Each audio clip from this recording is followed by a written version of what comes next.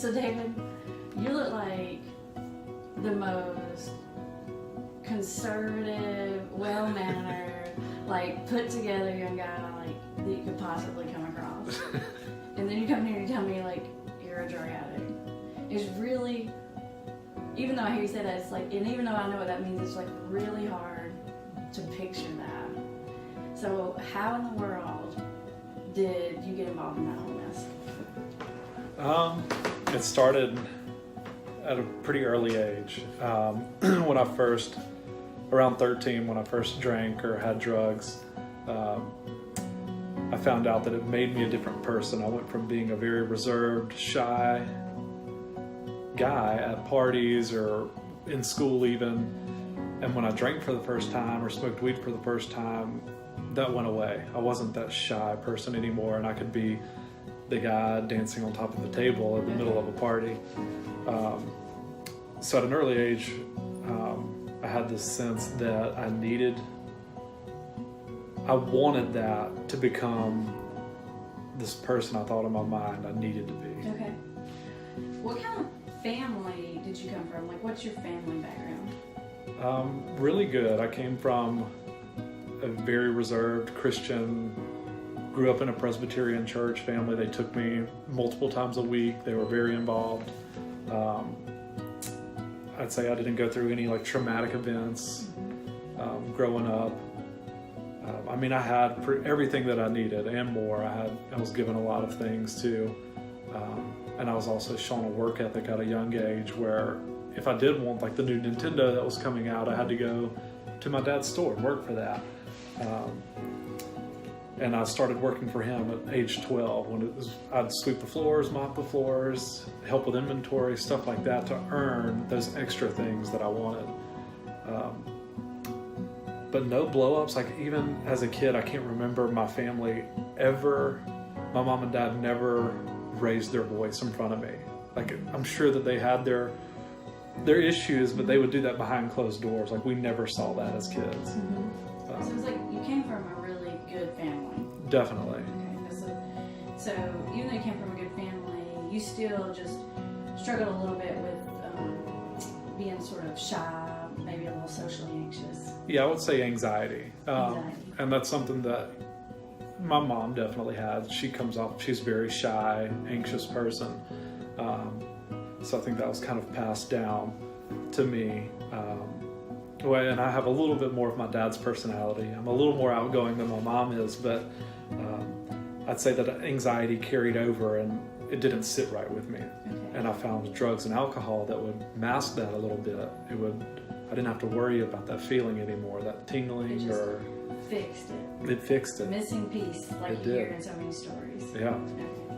So were you one of these people that like, when you used the first time, it was just like, that was it? Or did it take a while to develop? Like, how did that progress? I'd say, I'm not going to sit here and tell you I loved the taste of alcohol right when I had it. That wasn't the case for me. I didn't necessarily love it, but I loved how it suppressed my emotions. It was like putting a suppressor on my anxiety and my fears. And it allowed me to be like Super Dave. That's who I wanted. I wanted to be Super Dave, and that was it for me. So it fixed something that you wanted fixed. Yes. Okay. When did you think it became problematic? Like when did things start to get out of control? I mean, pretty early on. I'd say by the time I was in 9th grade, I had graduated from alcohol and weed to cocaine. I was prescribed Adderall. I was crushing the pills up, and I can remember snorting my Adderall like in algebra class, like at school. Wow. Right, like the teacher would have her back to me facing the board, and I'd be taking a rail off of my algebra book. Did your parents have any clue you were doing drugs at all? I don't think, definitely not. I think they may have caught me once or twice smelling like weed or with my eyes red. But I don't think, they didn't know I was abusing Adderall or drinking on weekends. They probably just thought like I was a teenager, like getting in a little trouble, but not nearly, they didn't know anything about the extent of it. No, Okay. not at all. I'd say it really progressed when I got to school, when I got to college. And too, a part of me thought it was just, that was a cool guy to be, the guy that does all the drugs, that drinks all the beer. And I can remember my first night getting moved into my apartment at college. People were out mingling in the parking lot of the new apartment complex that everyone was moving into. And I went up to a group of guys, and my first question was, where do I find drugs around here? And one of the guys was like, man, I know I like you already, and put his arm around me. And that was like, boom, instant connection, Right. fitting right in. So you were really attached, I mean, the drugs were, but you were attached to the identity Definitely. of Super Dave, Yep. Mr. Cool Guy. Yes. Okay, that was important too. Yeah, loved that. And then, later, I didn't make it long in school before it was too problematic. I didn't want to go to class anymore because I'd rather do drugs. I had a big first heartbreak there in college. And I went straight down the rabbit hole of that. Like, to deal with those emotions, I went to what I knew. How did I deal with anxiety and fear and depression? Drugs and alcohol. Sort of ran from it.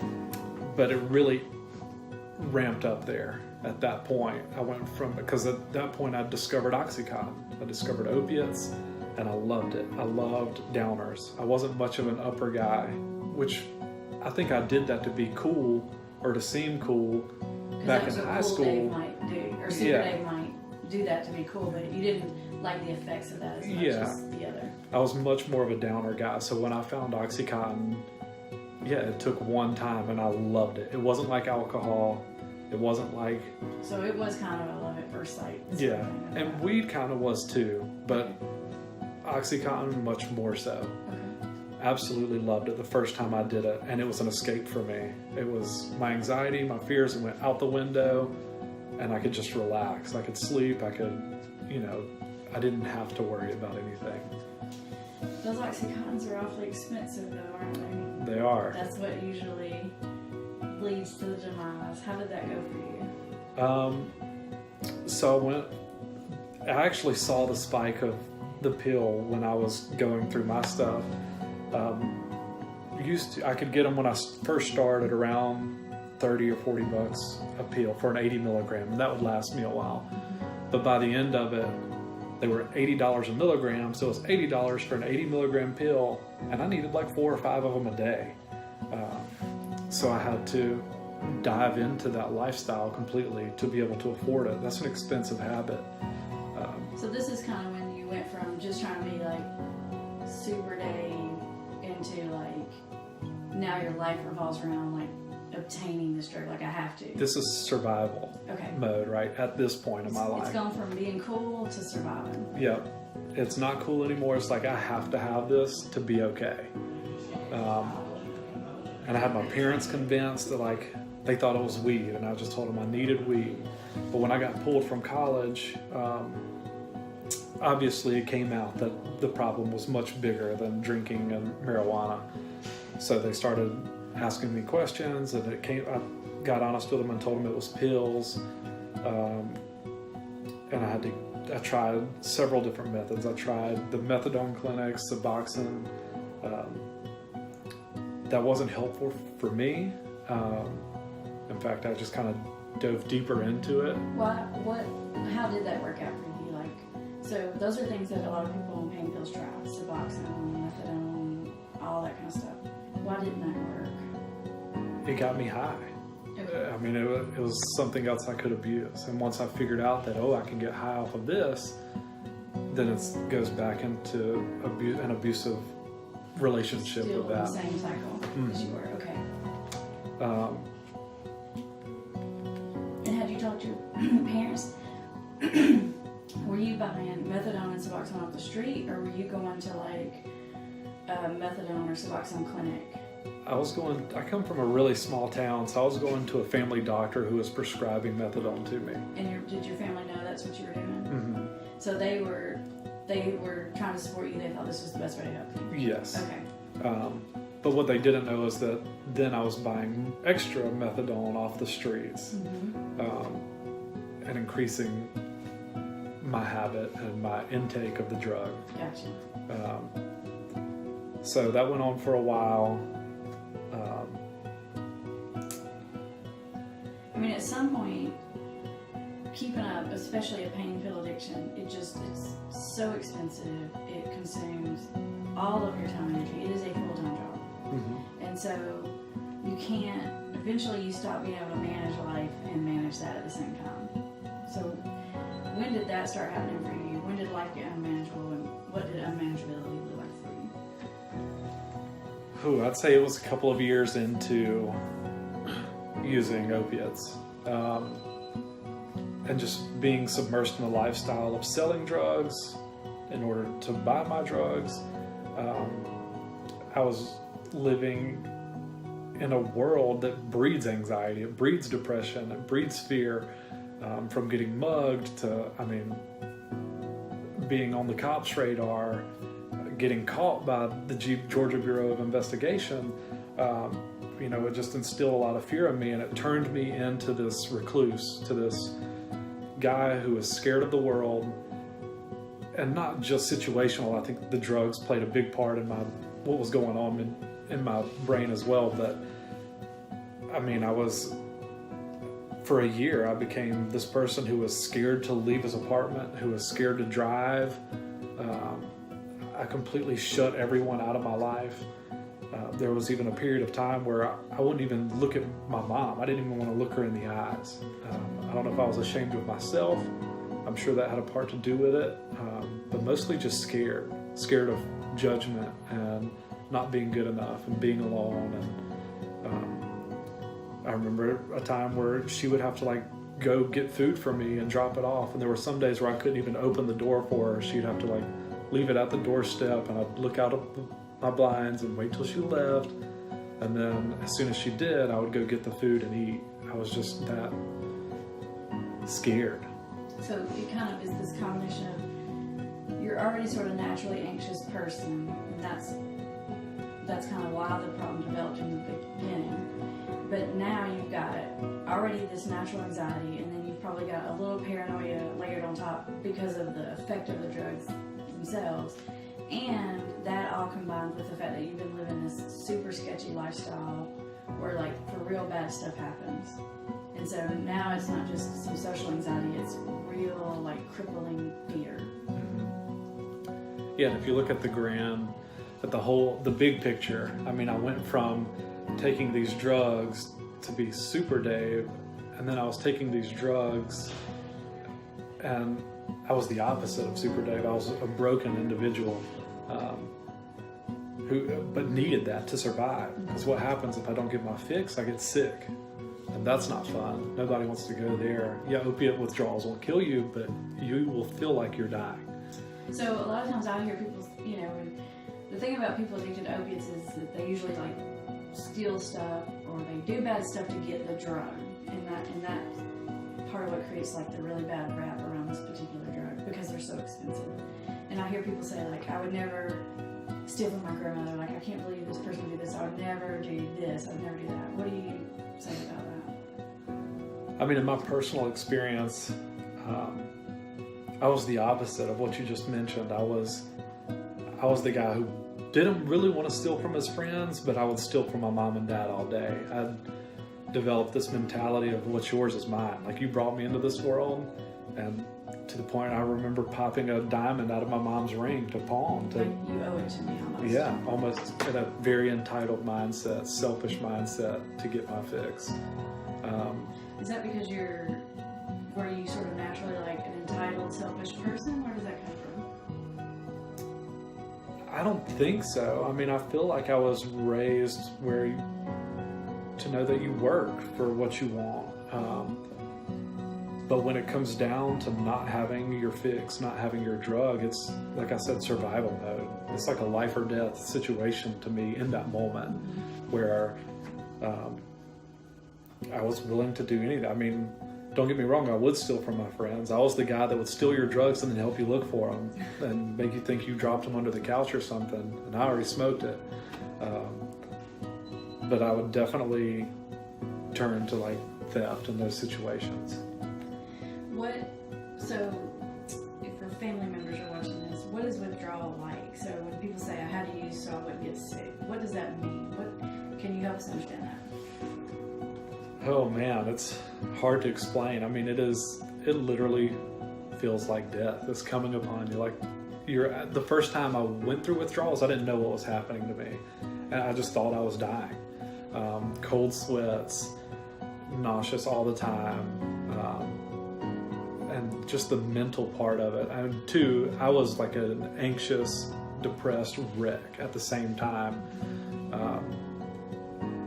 And the first time I went through withdrawals, I remember spending like 2 days on the bathroom floor. Wouldn't leave. My mom would like sit there with me, putting wet cloths on my head. It was just miserable. And at that point, you knew you were in withdrawal.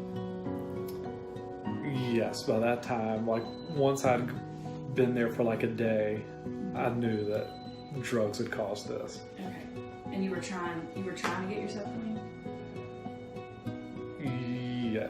Well, that was like with the clinics when I went through that period of my life. So it took some trial and error. Yes. What are all the things you tried that didn't work? I tried methadone, Suboxone, and like I tried the church thing, getting back. That was important to my mom to just, let's get you back involved in church. And I tried that. I tried it on my own, of course, that didn't work. None of those things did. It wasn't until I like got away from my friends and my playground. Did you ever try a common thing is like, okay, I have a problem with this drug, and so if I just stop that, it'll be okay, but I can still do this over here. Did you ever do that? Oh yeah. Yeah, I tried making my own cocktails of drugs, and it still turned into like I was messed up on something every day. Maybe it wasn't. I got to a point where I didn't need opiates every day, but it was either weed or even acid or mushrooms, like anything that would alter my state of mind that could get me away from the anxiety and depression, I would do it. So it was just something all the time? Yes. Okay. So did you go to treatment? Did you just go to AA? How did you get better? Yeah, so I'd say to go back a little bit to my breaking point was when my dad passed away in 2012, and I started to spiral downhill fast whenever that happened. I went back to using opiates, methadone, whatever I could get my hands on, and even somewhat suicidal at that time. And I ran, and when I say I ran, that means like I was using heavily for about 2 months after he passed away. And I was suicidal one night, and I was like, I'm either going to try to kill myself or I'm going to get help. And luckily, the way I was going to try to commit suicide didn't work out. And my other option, for some reason in my head at the time, in my addiction, whatever was going on at that time, I know I was messed up. I was drunk and high at the time, but I gave myself the option of like, okay, well, let's try to commit suicide. If it doesn't work out, you're going to ask for help. And it didn't work out. So I went to my mom crying that night, and I was like, look, I've got to have help, but I can't do it here. I've got to go away. I've got to be around new people. And luckily, 2 days later, my mom told my sisters about it, and she had found a place that seemed like a good fit for me. It was a place that was going to keep me active, get me out of my head, and it was a horse ranch treatment where I was there for around 60 days. And so at that point you'd hit a bottom and you were just willing to go to treatment. Mm-hmm. You were ready. In that moment, I was ready. But once I got to treatment, I spent 1 day there and I was fighting it immediately.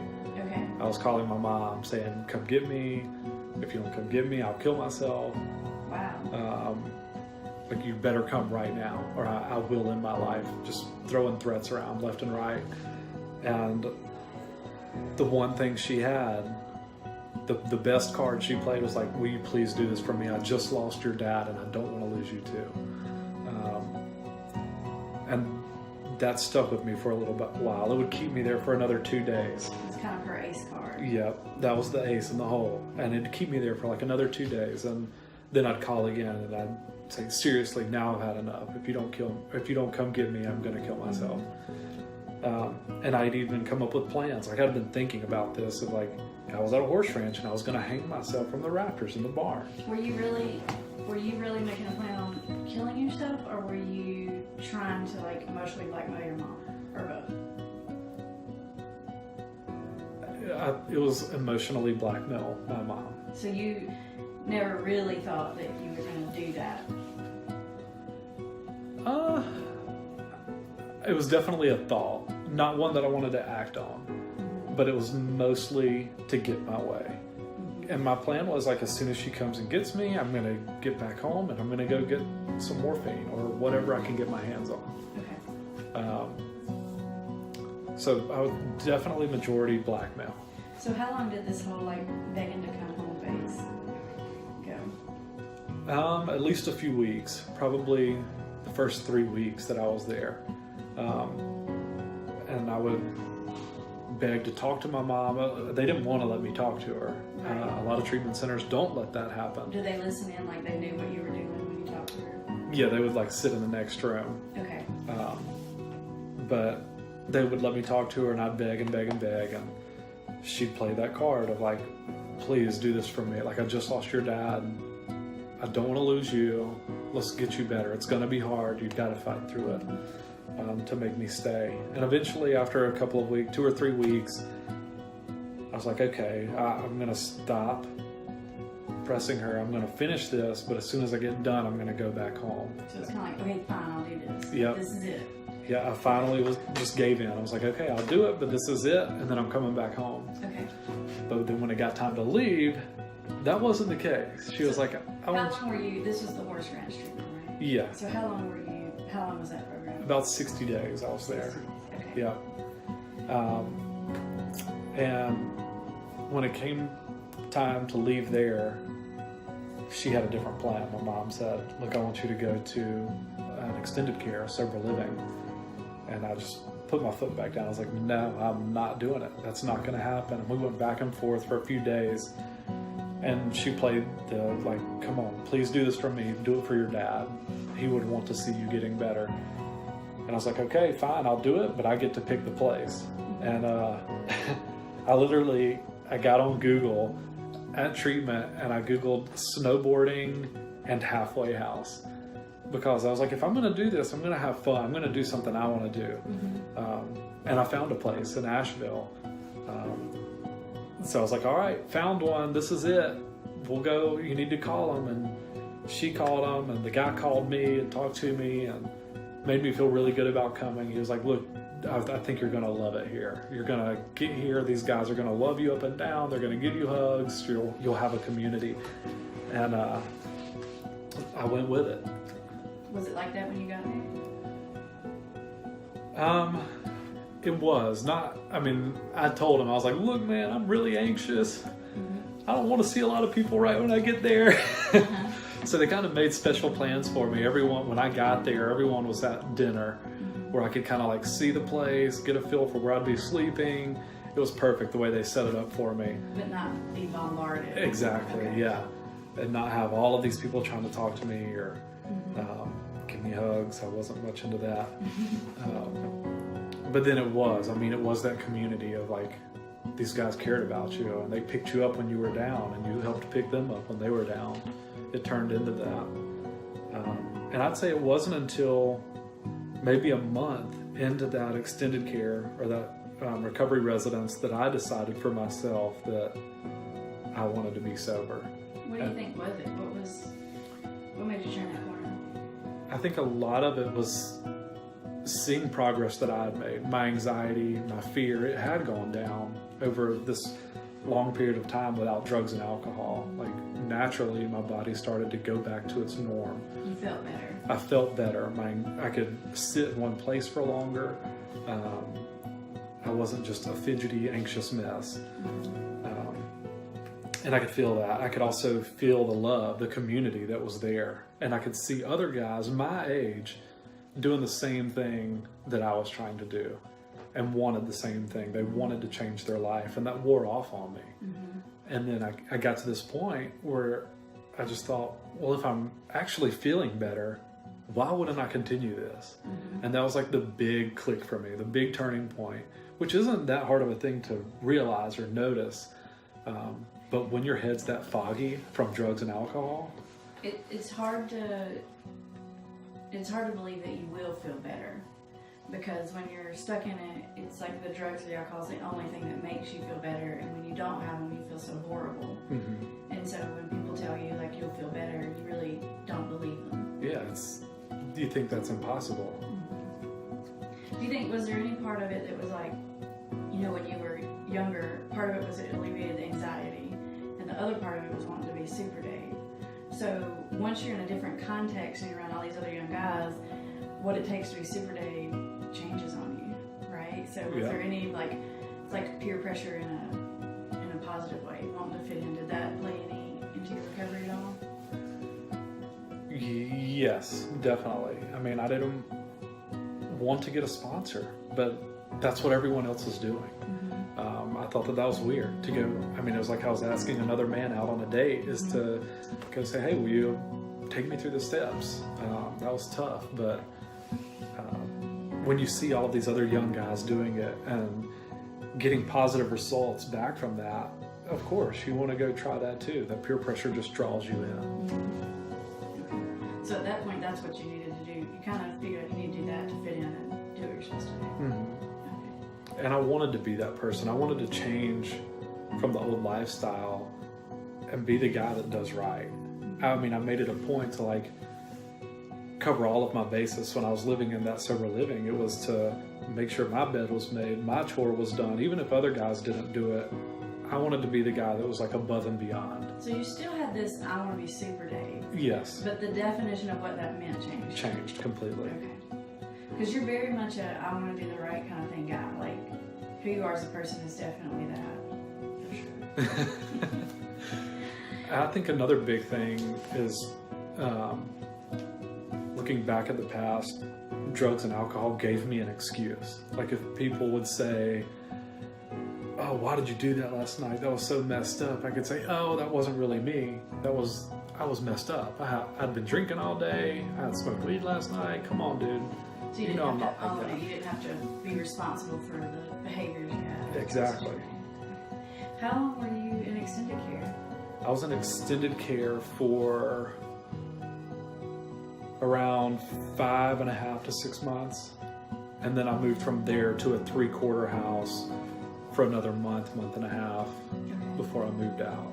And what happened to you after that? After that, I found a house that I wanted to rent. And I was very nervous moving out of a sober living. Obviously, I wanted to live with other sober people, but what do you do in case if someone else relapses? Is that going to bring me down? So what I did was I rented a house where I was the only one on the lease, and I created my own contract that guys had to sign to live with me. That basically went over like, if I think you're using, you have to take a drug test. If you refuse to take the drug test, it counts as a positive. So this is like your first effort makeshift recovery house here. Exactly, like that's where it started. You didn't think you were doing that, but you kind of were. Yeah. Okay, that's cool. Yeah, so I had my own little contract there, and it kept the house safe. I mean, if guys did use, if they did have a dirty, positive drug screen, then they had 24 hours to get their stuff out. Did you have to enforce that? I did. Once, twice, a bunch of times? A few times. A few times. Was it hard? It was at first, but then it got old. And it got to a point where it's just like, okay, well, this is my house that you're in. You're jeopardizing other people's recovery in it. You need to go get help. Like, we need to get you somewhere. And even in that case, I would often try to get them back into a treatment facility. Okay. So how did you get into the field? How did you make that transition? As I was going through sober living or extended care, I knew that that's what I wanted to do. Like, I'd had lots of people carry me and help me through that. And I wanted to give that back in a way. So immediately I started asking around for recovery jobs where I was in North Carolina.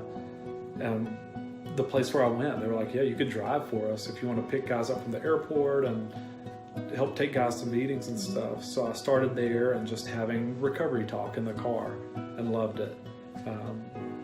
And then I started to work for a treatment center, but I was managing their transitions program, their extended care, the treatment centers, working with young guys there and managing that program. And I just knew it was like my calling. Mm-hmm. It just felt right. It felt right. And that's when you decided to start your own officially. Yes. So the one I was working for, they actually changed their program and they went more to, it was more of a treatment almost than a sober living, where it was very intense IOP. They didn't get much real world experience. So I went to the CEO and I was like, well, look, I really like transitions and bringing the real world into this. I think it's really important, and it was important to me. So if it's okay with you, I'd like to take your program and go somewhere else with it. And he gave me the thumbs up. So that's when I broke away from the corporation and started my own thing. When you were in your own personal sort of recovery journey, what was the hardest moment? Can you think back, was there a moment or a day or a time that you can think of that was like the most difficult time? Like even in recovery? Yeah. Like in the first 6 months.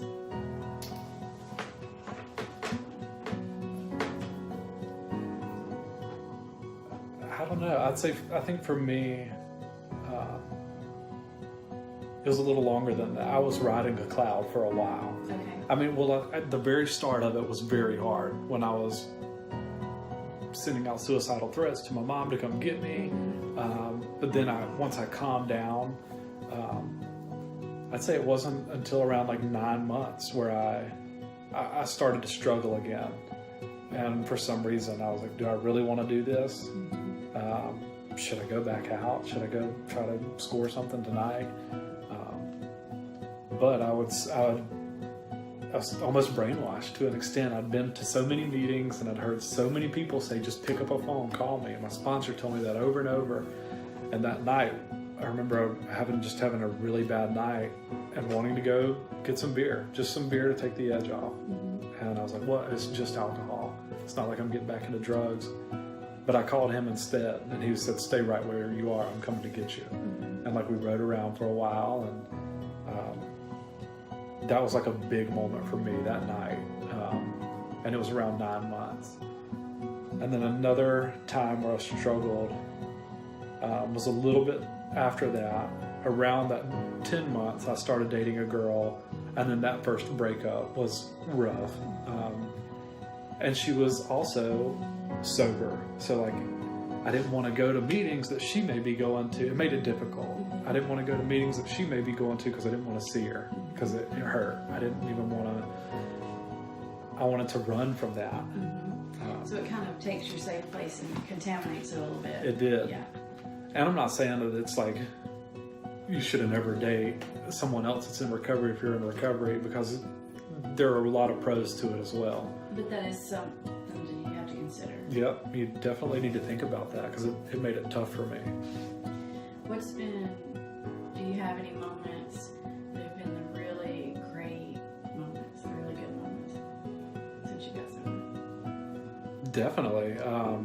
I mean, things continue to happen over and over again. I mean, one is starting this sober living, this extended care, or recovery residence. I just threw out 3 different terms there.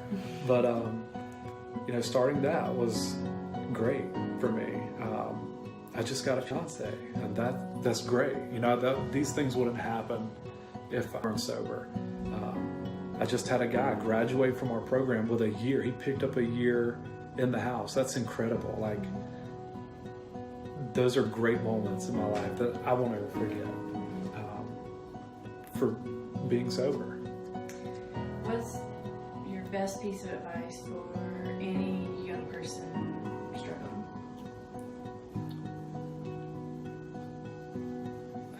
To give in, to ask for help, and don't be ashamed.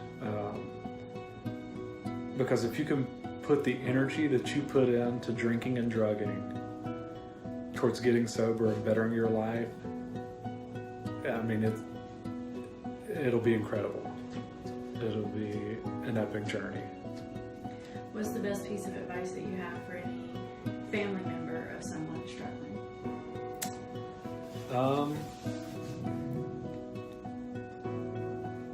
I haven't been on the other side of it. I've heard from my mom what it's like, and I know it's tough, but to hold hard boundaries. Don't continue to enable, and that can be extremely hard at times. As hard as not going to pick up your loved one if they're saying they're going to kill themselves if you don't. But just hold boundaries and get them the help that they need.